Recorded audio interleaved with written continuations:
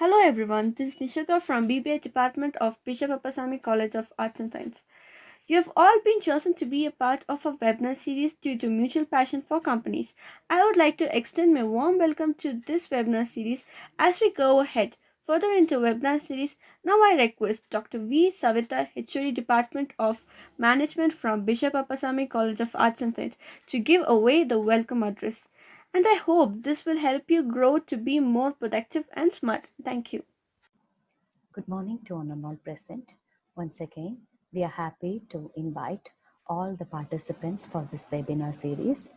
And today we have Mr. Vinay Naik, Assistant Commissioner of GST and Central Excise. We welcome you, sir. Sir has been posted as Assistant Commissioner in Coimbatore Division since 2018.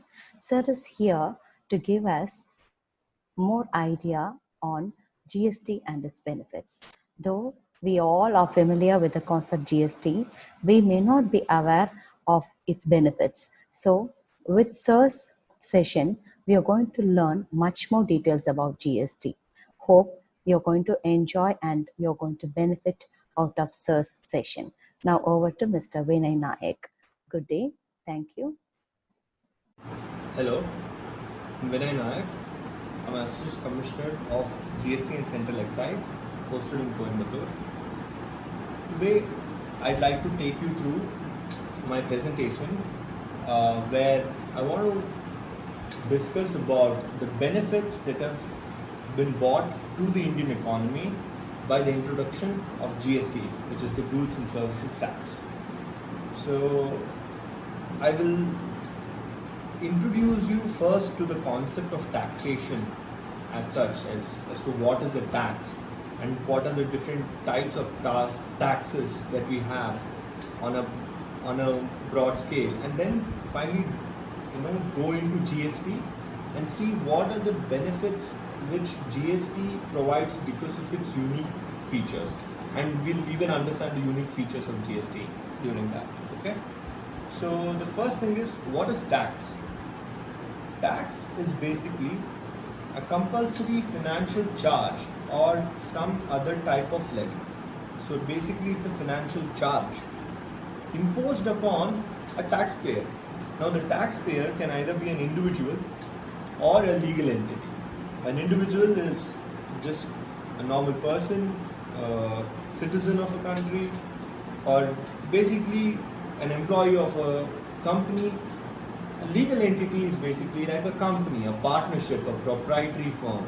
Like you would see companies like ABC Private Limited or Khaitan Partners, things like that. So these are like legal entities. These are created for running a business. So tax is generally a financial charge which is imposed upon a taxpayer who could either be an individual or a legal entity. This tax is imposed by a government organization. So let's say you have to pay a charge to a private body. Now that charge could never be called as a tax. A tax has to be by design charged by a governmental organization in order to fund government spending. So what is the key reason for tax as such? The reason why taxes are being collected by people either in form of like direct tax or indirect tax, the eventual aim of tax is for the money to be collected for the government to spend on its public welfare schemes and projects, which is very, very important for a welfare state like India, because India uses its tax collections, or which it calls it as revenue, for a multiple revenue, multiple welfare-based projects. Like you must have heard of Manrega, or you must have heard of Sarv Shiksha Abhiyan. So for expenditure done on education, health, infrastructure, giving the farmers the benefits. You must have heard about the loans given out to farmers, and like even their subsidies given. All this is done by the taxes that you and I pay, or the entities, the legal entities pay. And the tax can be either direct or indirect tax. So we will go into what is the direct taxes and what is the indirect tax in the next slide. An anecdote to take away from here: the first known historical event of taxation happened in ancient Egypt, which was done during around 3000 to 2800 BC. Okay, so let's move on further. Let's try to understand the broad two types of taxes which exist. One is direct tax, one is indirect tax. Now, what is direct tax? Direct tax is levied on income and activities that are conducted, whereas indirect tax is levied on a product or a service. So let's try to understand. What is a direct tax? A direct tax is basically a tax on something which is earned by an individual or an entity, or it is basically a feature of the total amount of currency or the wealth which an individual or an entity has. Like, it is an income based tax. Like, it is a direct tax on what is that quantity on which you are taxing. The quantity is a directly related to money or wealth, whereas indirect tax is tax on a product. Like, it's on a product or a service. It is a tax on a good or an item.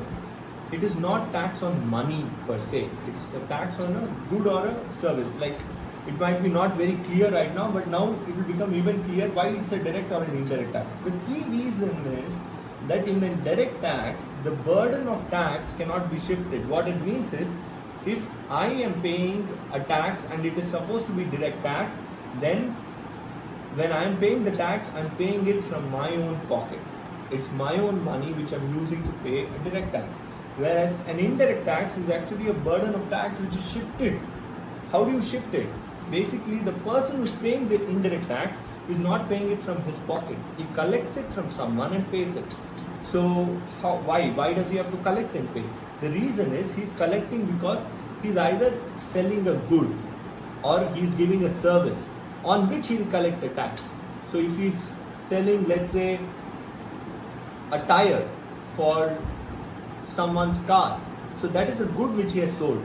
So on the tire, if the value of the tire is like 5,000 rupees, a small portion is collected as a tax, and this tax is on the product, which is that tire. Okay, so that is why it's an indirect tax. Whereas, and it's also indirect because the cost, the money for the tax was paid by the owner of the car, but the person who collects it is the dealer who sold the tire, and then he pays that tax. So it is an indirect tax. Whereas a direct tax is like my income tax. So income tax is what I get an income of, let's say, 1 lakh a month. Then if the income tax rate is at 10%, then I pay 10,000 rupees as tax. Now this tax is directly going out of my income. This was my income, this was my money, I'm directly paying it.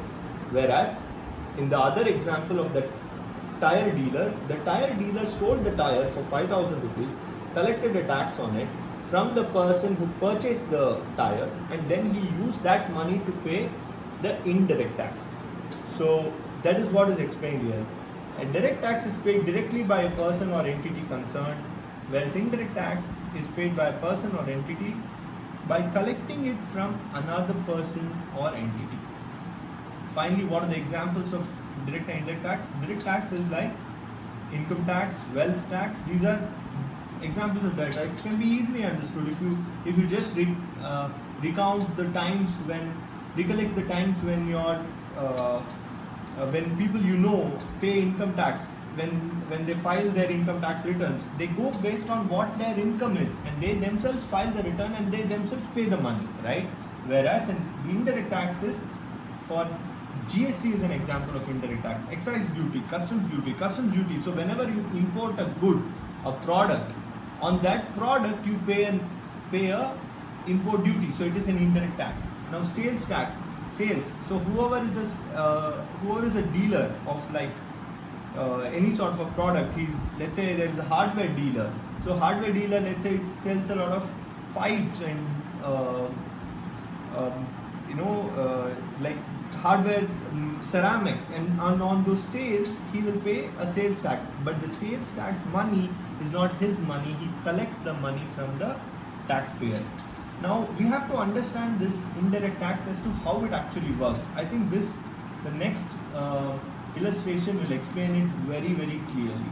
Now direct tax is the ultimate burden of tax payment, is actually the responsibility to pay tax. This person is earning an income of 1 lakh and has to pay an income tax of 10,000 at a rate of 10%. That person directly pays the 10,000 to the government. Now here, if you see, a shopkeeper sells goods to this lady, but when he sells goods to the lady, he collects a tax called VAT. You must remember in recent times, whenever you went to a hotel or a restaurant, when you get a bill, in the bill there will be a portion called VAT, and nowadays you will see a portion called GST. Now this GST is being paid by you, but you are paying not to the government. Remember, you are paying to the restaurant. You are paying to the person who is giving you the goods there. Now this person has collected your money and then finally deposited with the government. So now you can clearly understand what is the big difference between a direct tax and an indirect tax. An indirect tax is a tax which you see on your bill, you pay to the person collecting the tax, but that person will collect it and then pay to the government, whereas the direct tax is a tax which comes where the burden of payment of tax falls directly or squarely on you. Now, moving further, let's go directly into our topic of discussion, which is GST. GST is our prime topic of interest today. We need to understand what are the benefits that this unique taxation system has brought to India. Now, as I've already explained with multiple examples, GST is basically an indirect tax. For taking the same example, GST which you pay when you go to the restaurant and you buy food and you pay GST, that the restaurant owner has collected the GST to pay to the government. So it's directly it is easily understood as an indirect tax. Now, this tax was introduced on July 1st, 2017. So right now we are about to enter July 2020. So this tax has been around for 3 years now. It's a shining example of federal polity of India. Why is it a shining example? Because this tax was implemented based on the consultation of all the state governments and the central government, keeping in mind the federal nature of the Indian polity. All the states are also involved and all the union territories are involved and the central government is also involved. There is a representative of every state and every union territory and also the central government in the GST Council, which takes every decision with respect to GST in terms of what returns need to be filed, what should be the GST tax rates for different products. All these are discussed in the GST Council with representatives from every state of India, every union territory of India and also the central government. So that shows that there is a lot of discussion and debate in a federal manner to implement GST. It's a consumption-based tax. Now, what is the meaning of consumption-based tax? The consumption-based tax is an opposite of production-based tax. Excise duty was a production-based tax. The excise duty is a duty where if a factory is producing a bicycle, and is producing bicycles, and the minute it sells the bicycles or it sends the bicycles out of its factory gate to a dealership or to a shop which sells cycles, the minute it's going out of the factory gate, the factory will pay an excise duty which will be paid at the factory gate to the central government.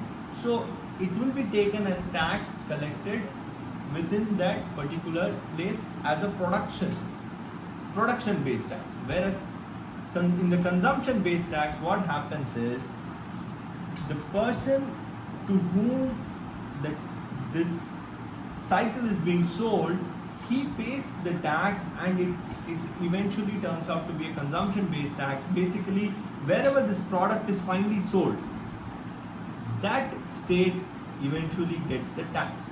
So let's say the cycle was produced in Tamil Nadu but gets sold in Maharashtra. So the tax gets collected in Maharashtra. The reason why it is important is this will lead to a lot of balancing in the states, because there is a lot of disparity. You will understand it in the future slides when I explain how it's a consumption based tax. But this is the basic understanding of why it's a consumption based tax. Whoever is consuming the good at its finality pays the tax on it to in that particular jurisdiction. It's applicable both on goods and services, which is pretty straightforward from the term which has been given for this tax, which is the goods and services tax. Now, let's look at the benefits of GST. First, it's a simplified tax system. GST will replace 17 indirect tax levies and compliance costs will fall. What does this mean? Basically, after GST was introduced, there were 17 different taxes and levies which used to be collected previously before July 1, 2017, which will not exist. It will cease to exist after July 1, 2017. Now, what does this mean? This means for a taxpayer who had to file multiple returns, he has to file only one return. Now, if you have 17 different taxes, you will have 17 different returns. But now he has only one return. This will reduce his compliance cost. It is easier to comply with one single law rather than multiple laws. That is the beauty of this simplified tax system. What are all the taxes which were there previously? Under the central taxes, there was central excise duty, service tax, countervailing duty, additional excise duties, special additional duty. Under the state tax, you had your VAT, sales tax, entertainment tax, luxury tax, octroi tax, entry tax. All these taxes are now non-existent and they have become GST. You have one direct GST to take over all the previous erstwhile tax regimes. This will make it very easy for a small taxpayer to a big taxpayer to be compliant with tax returns. He doesn't have to think about I have to file my central excise return and service tax return and sales tax return. No, he has to have only one GST. It makes it very simplified and very standardized. Okay, this is the first benefit. Now the second benefit, there is a seamless flow of tax credit. Now you have to understand what is tax credit to get this concept. It's a very, very important advantage added through GST. The concept of input tax credit was introduced in GST. Now what is an input tax credit? An indirect tax like GST will have the benefit of input tax credit more than any other tax. Like only indirect taxes will show that benefit the most. So how does it work? Now I'm just trying to give an example here. There is a metal scrap dealer who is selling metal scrap to a steel or ingot producer. Now the steel ingot producer will sell steel to a TMT bar company, which will finally make that steel into TMT bars, rods.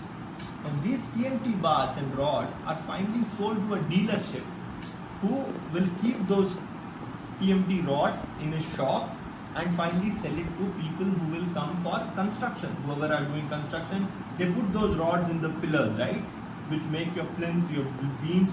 So this is like the cycle in which the product moves from raw material to a final product. Now if you see, when the metal scrap dealer sells his metal scrap to steel ingot producer, he collects GST. He sells it at a price with including 18% GST, cost price plus GST. Now, this is how the cycle works. There is every time one person pays GST, he gets ITC or input tax credit. How does he get it? Now, let's say the metal scrap dealer sells metal scrap for a value of 1 crore. The GST of 18% comes to be 18 lakhs. He sells it to the steel or ingot producer. Now, the steel or ingot producer has paid the metal scrap dealer 1 crore and 18 lakhs rupees. Because he has collected that 18 lakhs from the steel or ingot producer, the steel or ingot producer who paid 18 lakhs, he gets a credit of 18 lakhs. Now, the steel ingot producer, after buying the scrap, has converted the metal scrap into steel and sold steel worth 2 crore to the TMT Bar Private Company Limited, which uses the steel to make TMT bars.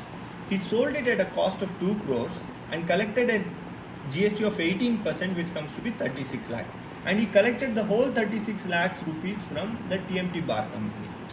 Now, the TMT Bar Company finally creates metal rods, TMT bars, and sells it to the TMT Bar dealership at a cost of 4 crore and collects a GST of 72 lakhs. And now the TMT Bar dealership will finally sell these TMT bars to construction companies who are constructing apartments and houses at a cost of 8 crore and collect a GST of 1.44 crores at 18%. Now, these people have all collected GST. Now, where is the benefit of input tax credit? Now we will see where the benefit of input tax credit comes. This metal scrap dealer collected 18 lakhs on a sale of 1 crore. He will pay that 18 lakhs directly to the government. The steel or ingot producer, he collected 36 lakhs, but he will have to pay only cash of 18 lakhs to the government because he already has an input tax credit of 18 lakhs. How did he get this input tax credit? He got it because he paid the 18 lakhs to the metal scrap dealer. So what you understand here is you get an input tax credit whenever you buy the raw material from the lower chain. So as the product moves through the chain, the person buying it collects input tax credit. Similarly, the TMT Bar guy has paid the steel producer 2 crores plus 336 lakhs. Now that 36 lakhs becomes his ITC, because of which, although he collected 72 lakhs from this TMT Bar dealership, he has to pay only a cash of 36 lakhs, ITC of 36 lakhs. These benefits are creating something which has a huge benefit, and that we will see in the next slide, and that is called as elimination of cascading of tax. Now, input tax credit plays a huge role in eliminating the cascading of tax.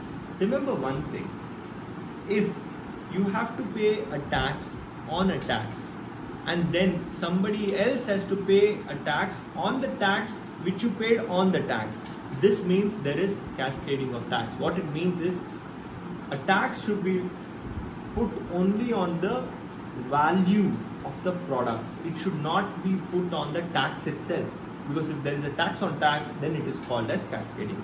It might be very difficult to understand without an illustration, so I've created an illustration here. It is a little bit verbose, but I would want you to be calm and try to understand this.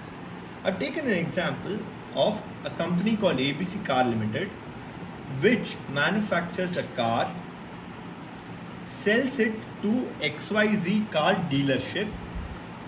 XYZ car dealership will then after purchasing the car from ABC Car Limited, sell it to the customer. Now remember, nobody does business without profit in their mind. They will always have a margin for profit. Correct? Now, let's use the pre-GST regime, the time when GST was not there. At this point in time, ABC Car Limited, when they manufactured a car, they, let's say, spent a cost of 1 lakh in manufacturing the car. Now they want a margin, so let's say they fix a price of 2 lakh for the car.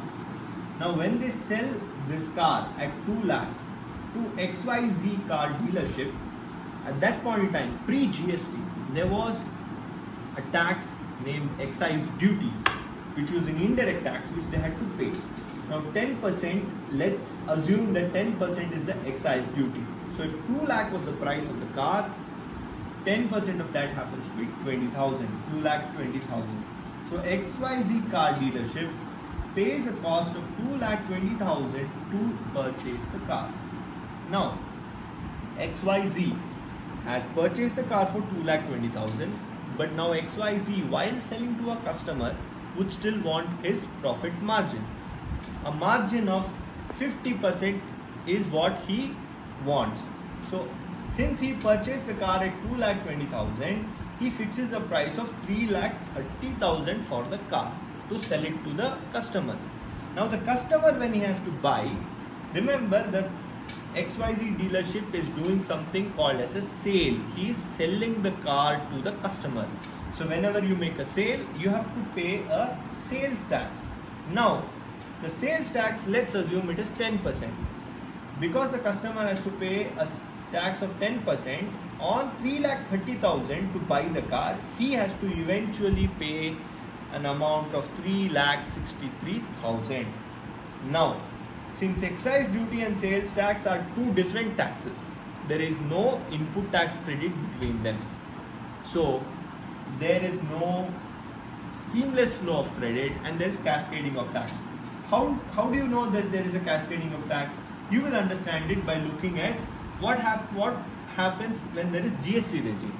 In the same example, the ABC Car Limited has manufactured a car at a cost of 1 lakh, fixes a margin of 1 lakh more on it, 100% margin. He goes for 2 lakh rupees price. When he sells it to the XYZ car dealership, he collects 10% of GST, which becomes 20,000, 2 lakh 20,000. Now the XYZ car dealership pays a cost of 2 lakh 20,000 to ABC Car Limited, but because he paid 20,000 as GST, if you remember my previous example, whenever you pay GST to buy a raw material or buy a product which you are eventually going to use or sell, whatever tax you paid as GST becomes your input tax credit. So for ABC car dealership, 20,000 becomes their input tax credit. In the previous example, when they paid 20,000 as for ABC for their excise duty, that 20,000 was not becoming their input tax credit. Here, 20,000 becomes their input tax credit. Now, because they have that 20,000 as their input tax credit, when they go for a margin, they will remove the credit portion from the cost that they paid and they will put a margin of 50% on 2 lakh, which will make it 3 lakhs. And if the customer now has to pay a 10% GST on it, the customer has to pay only 10% on 3 lakh, which is 30,000. So 30,000 plus 3 lakh, customer has to pay only 3 lakh 30,000. So now you can understand that because of GST, cascading of tax has been eliminated, because of which the customers are reaping the benefits of paying lesser price for the same car. The same car was costing the customer 3,63,000 before, and now it is costing only 3,30,000. It has multiple benefits for the economy, because if the prices come down, that means the demand will go up, and when demand goes up, the economy generally has a faster growth because of higher growth in aggregate demand. So that is one of the huge benefits which GST has brought. Elimination of cascading of tax reduces the increase or inflation in prices, and especially it eliminates tax on tax and it allows for seamless flow of credit through the concept of input tax credit. Okay? Now, let's move to the next benefit. It creates a common market. Now, what's a common market? It is integrating various state markets which will reduce cost for customers by roughly 20 to 30%. So, how do we understand?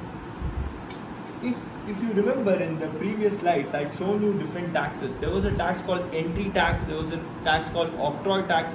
These taxes were there before GST. So whenever you used to enter a state from Karnataka to Maharashtra, you have to pay an entry tax or an octroi tax. Now what does this do?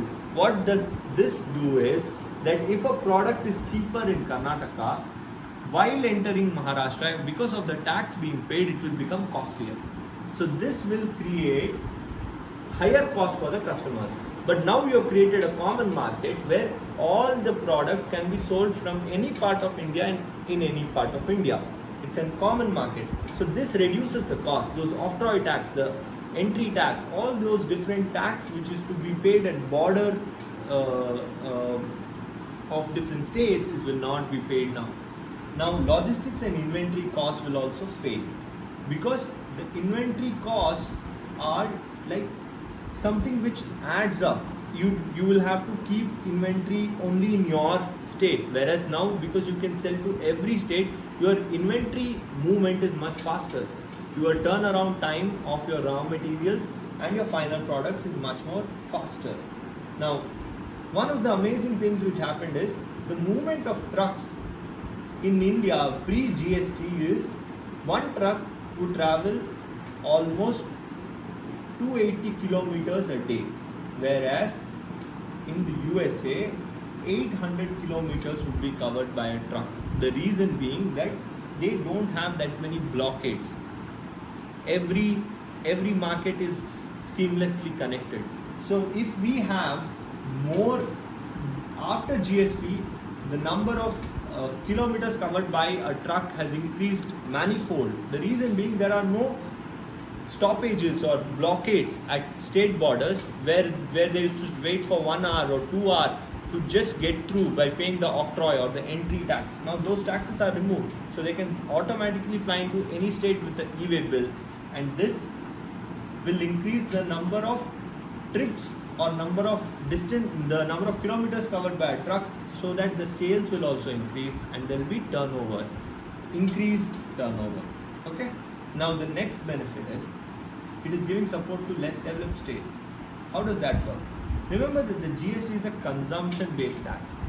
If we look historically, most of the states that have developed, like in terms of economic growth, are like Haryana, Tamil Nadu, Maharashtra, Delhi. These are states which have significantly high production capacity in their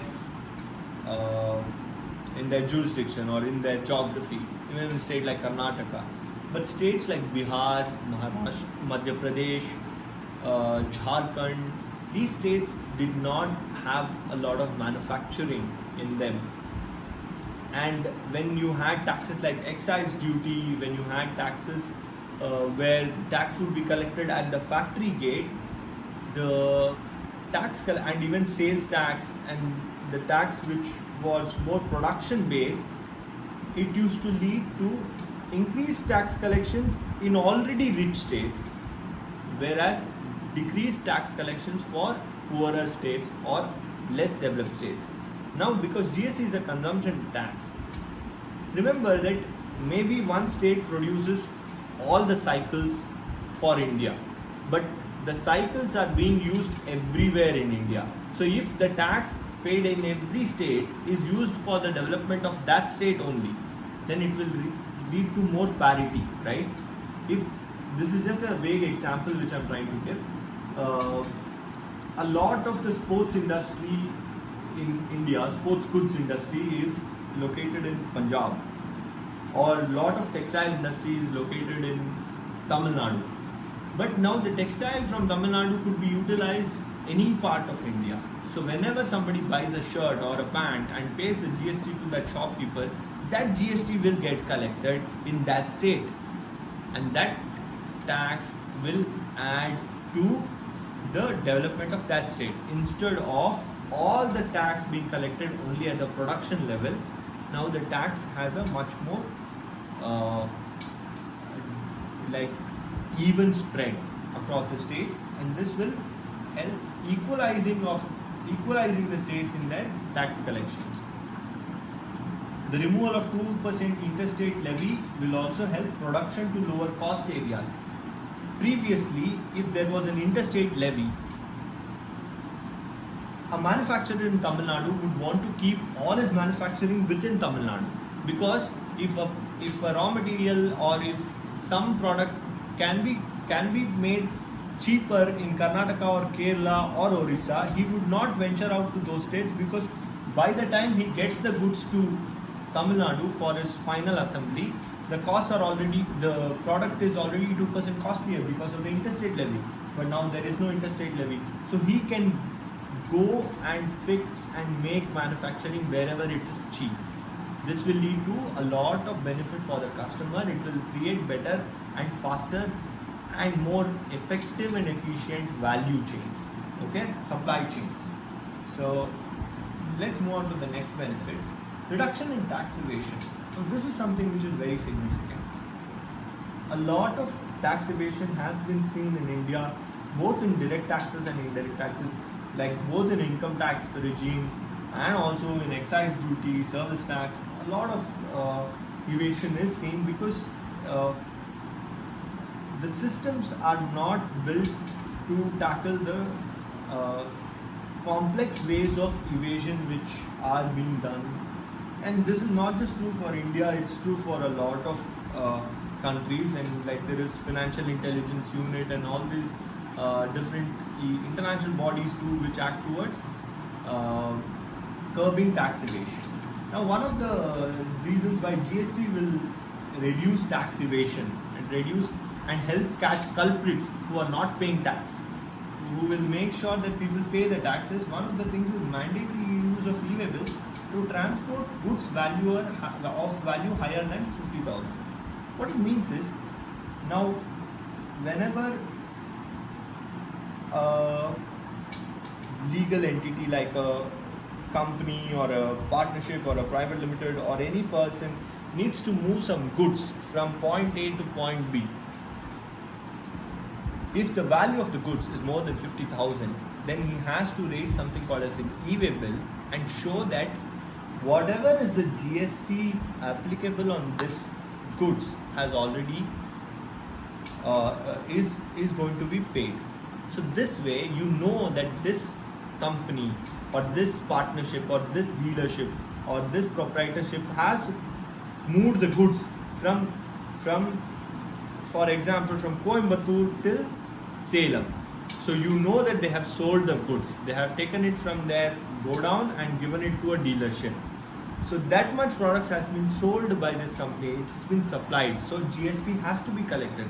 Previously, because e-way bills were non-mandatory, trucks used to do a lot of like clearances without paying tax, okay, and this will be now curbed, because no truck can move with goods with a value of more than 50,000 without the e-way bill. And once you have an e-way bill, there is a digitally stored data that this taxpayer or this business concern has supplied or has sold these goods and has to now pay tax.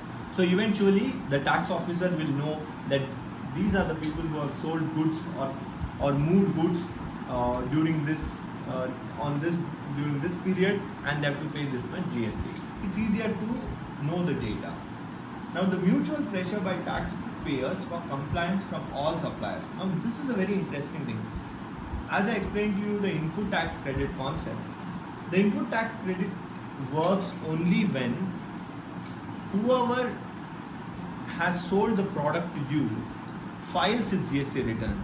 So, if I purchase raw material from ABC Company Limited, I will make sure that ABC Company Limited files his GST returns, because only if he files the GST returns, I get the input tax credit, because I have paid the GST on the raw materials which I bought from ABC Co Limited.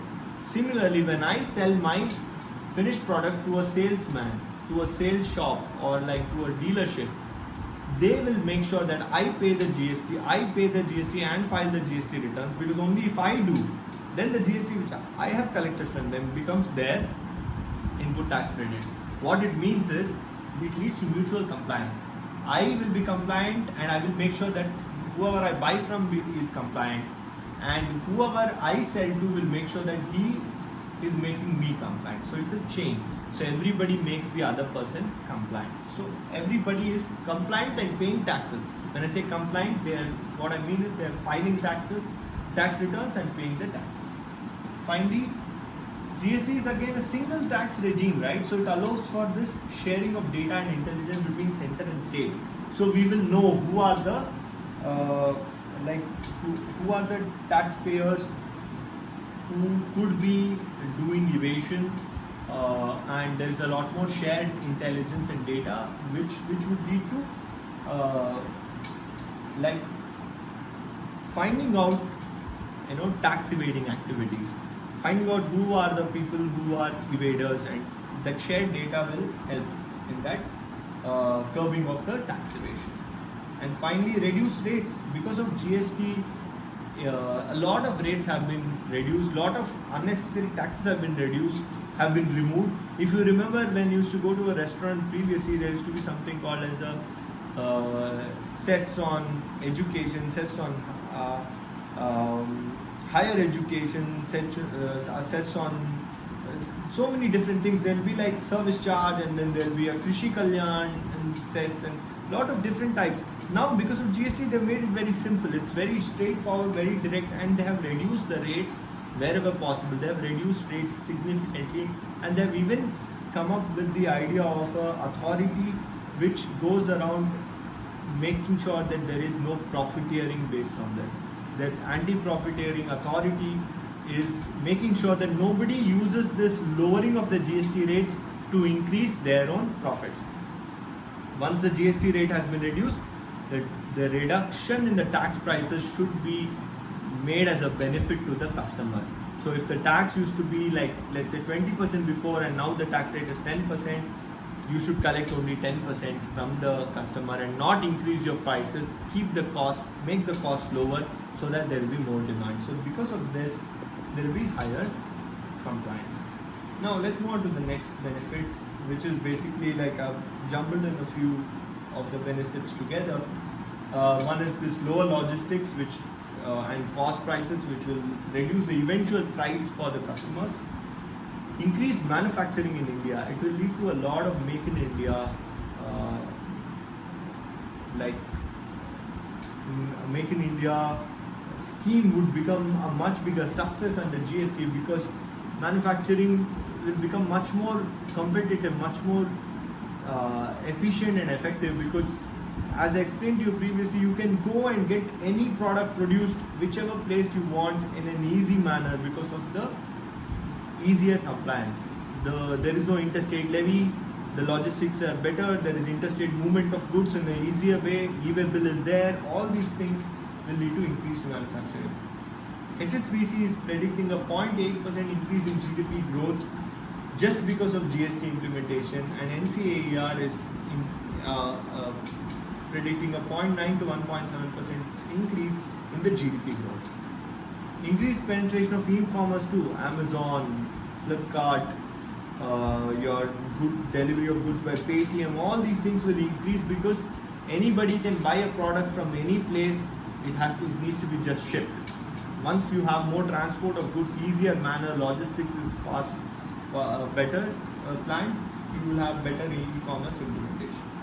Now, I just wanted to close with some welfare measures which have been taken by GST authorities. Here I represent the Commissionerate of GST and Central Excise of Coimbatore, and also the GST taxpayers, GST tax officers in general, and a lot of welfare activities are done apart from our day-to-day official work, we try to do welfare measures. Like one of the big things which was part of our official work too, but we paid more stress to, was during the corona lockdown. There was a significant impetus given to sanctioning of GST refunds to the taxpayers, and almost 10,000 crores of uh, money in terms of GST refunds has been sanctioned back to the taxpayers since Corona lockdown, to help the taxpayers get their working capital. This was a official task which was done in a faster way to make sure that the taxpayers are benefited. It had a welfare objective and also a objective of helping the economy in its difficult times. The next one is, we get this funding in the Swachh Bharat funds, which we have used for different uh, welfare schemes or welfare objectives. Like we have upgraded sanitation resources like toilets and restrooms in government-run schools, and we've also done, like, ensured clean drinking water projects in rural areas, potable water projects. These are projects which have been taken by some of the GST formations in different places, different regions of India, and I'm just quoting them as a whole to show that along with the tax uh, scrutiny or tax collection, which is our official work, we also try to involve ourselves in welfare measures to help the public at large.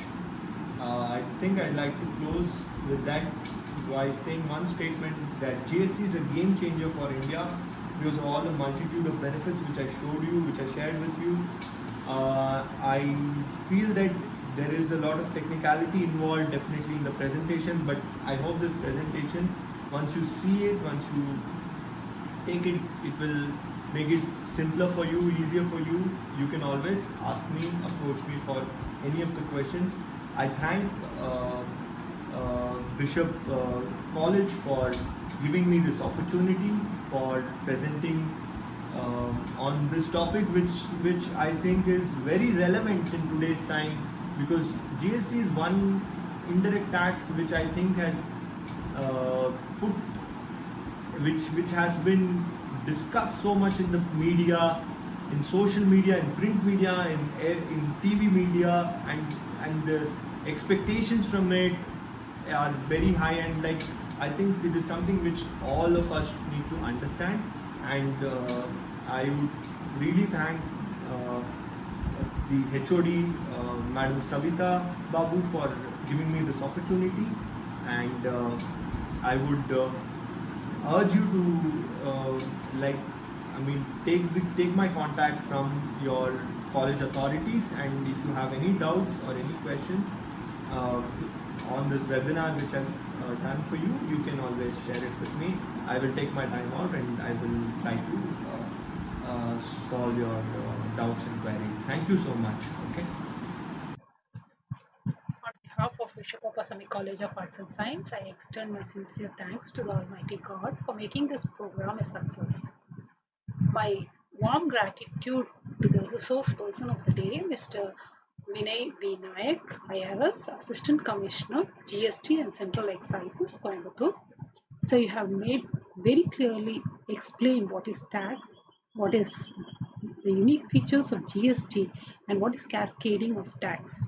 And I'm very sure the students would have understood the role of GST and GST as a game changer for India. Thank you very much, sir. And thank you, participants, for being with this webinar series. And over to Nisarga for the instruction note. Thank you. Note: submitting feedback will mark your attendance. Next, we request you again that writing your name or greeting words will not mark your presence. Kindly avoid it. Next, keep YouTube comment session free for questions related to session.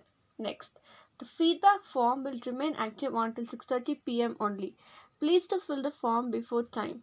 Next, we require you to submit total 5 feedback form out of 7 to qualify from the e-certificate. Next, it is mandatory for you to complete the feedback form in order to earn the e-certificate. Next, for any queries, you may post to bbabacaswebinar@gmail.com. Thank you. Stay safe.